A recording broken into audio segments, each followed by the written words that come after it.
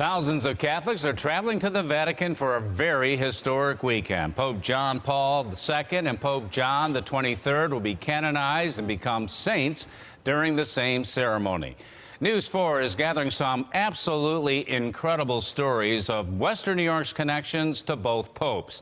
You may remember an assassination attempt on the Pope in 1981.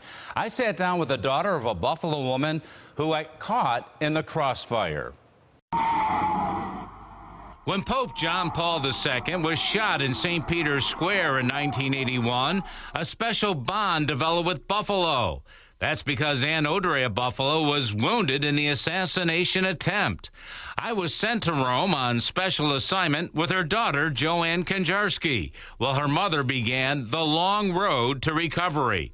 The Pope had a special place in his heart for Ann Odre, for the pain, trauma, and suffering she went through at his expense. He was very concerned that she was hurt so much worse than he was, and that it continued on for quite a while. Anne and the Pope became very close. She would speak in Polish when talking to him, and they often embraced each other during their meetings over the years in Rome. She went up to him, gave him a hug, and they embraced. And again, they talked in Polish about how they were recovering and how good they both looked. And he was just happy to see her, and my mom the same. Joanne and her family and her mom met John Paul several times. It's amazing the warmth I feel and the honor at this point in time to have a canonization happening on Sunday and to actually have held his hand or embraced him. Joanne's husband, Tom, knows why John Paul was called the People's Pope.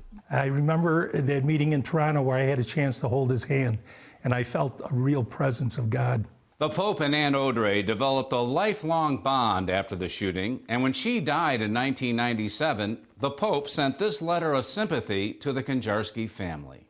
He would thank me as Dr. Buffalo. Dr. Jeffrey Meilman set up the Hope for Tomorrow Foundation after John Paul wanted a little Polish boy to receive a medical operation in Buffalo. He definitely had a place in our foundation, and he was definitely always open to receiving and blessing the kids that we operated on. Dr. Meilman has performed hundreds of operations through the foundation and is honored that John Paul is becoming a saint. I am in awe of this kind of an individual, and again, I'm very happy to hear that he is being canonized.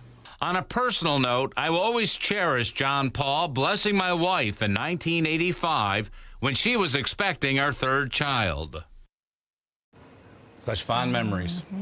You've been very fortunate in your career, Don, that you've had assignments that have brought you together with this Pope on several occasions, It's right? definitely the highlight of my career. My wife has been with the Holy Father on 3 different occasions. I was there several times, mostly at the Vatican, once at Castel Gandolfo, the summer residence, which is absolutely beautiful. And I'll never forget a Mass in Poland at Częstochowa, where more than 3 million Poles made the pilgrimage to Częstochowa to see the Holy Father under the Solidarity movement. Yeah, a lot of history there. Great memories. Thank you, Don.